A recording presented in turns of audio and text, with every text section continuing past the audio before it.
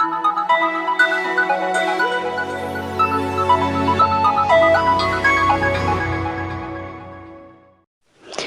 seconds.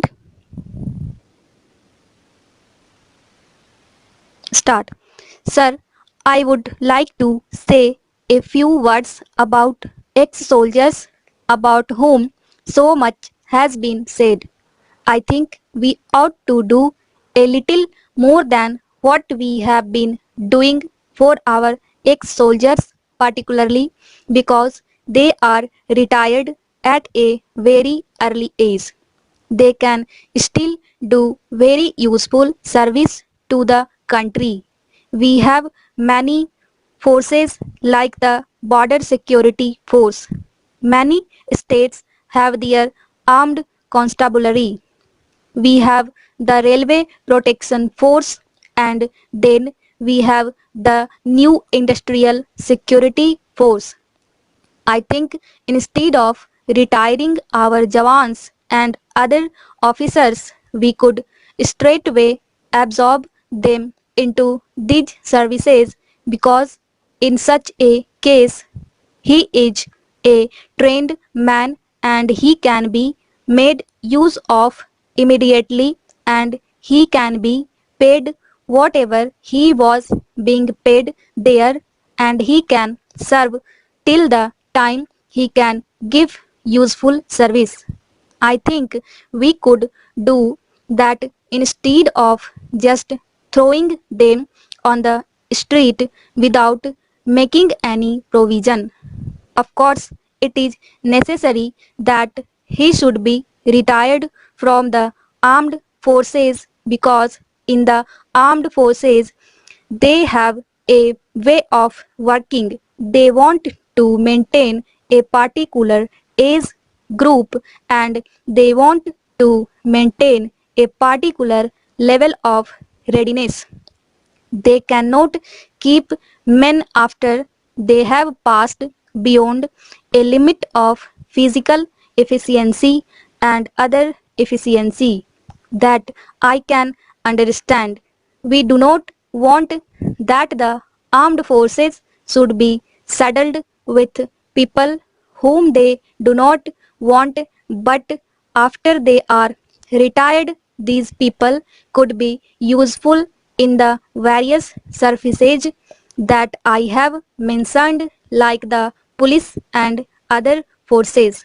Probably they are much better stuff than what we are getting at present. There should be some such system by which at least the bulk of them, after retirement from the armed forces, could be absorbed right away in these services, and they can be allowed to work till they reach their age of retirement in the normal course.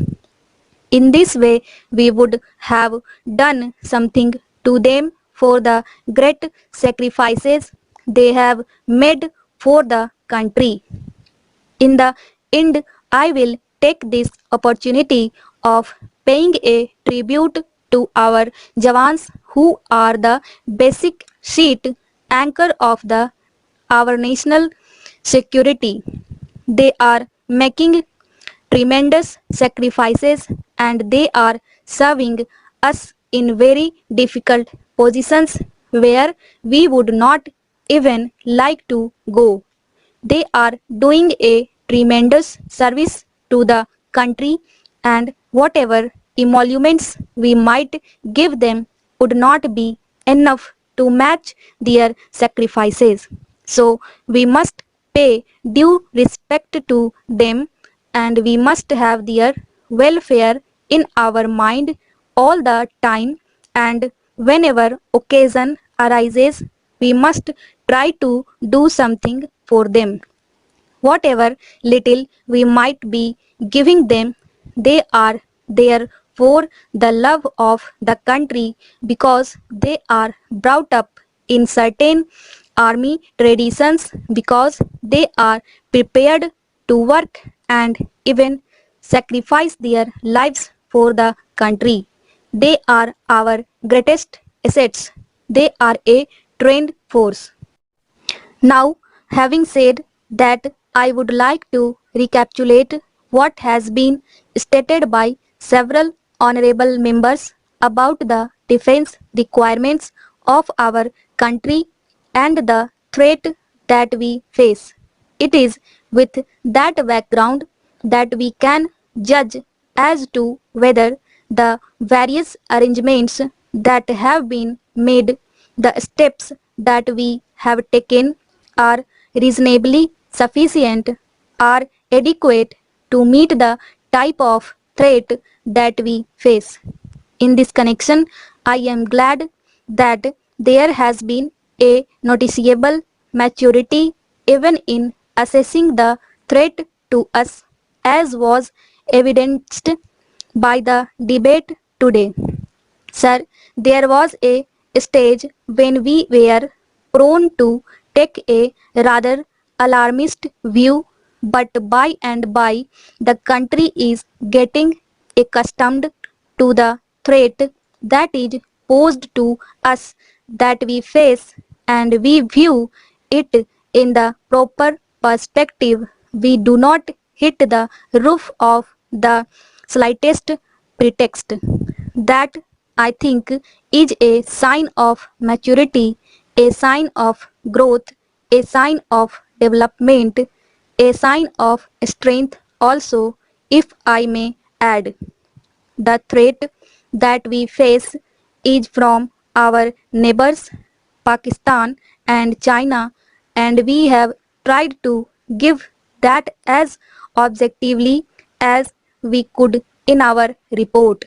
Maybe being in the defense ministry, our language has not got that polish and luster which should normally be in a presentation where external relations are involved. The leader of Jan Sangh made a reference to the Indian Ocean and the withdrawal of the British from that area.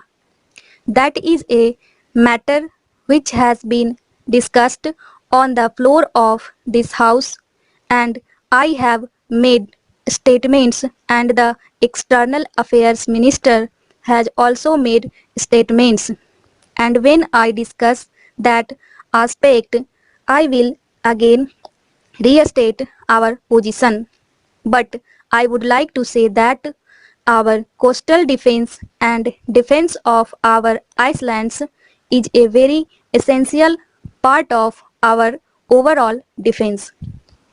The withdrawal of the British forces is one aspect, more, I think, a matter of external relations than defense. Our essential defense is defense of our coastal line, defense of our island. In this connection, I would like to say that we have to approach this subject with a certain measure of confidence.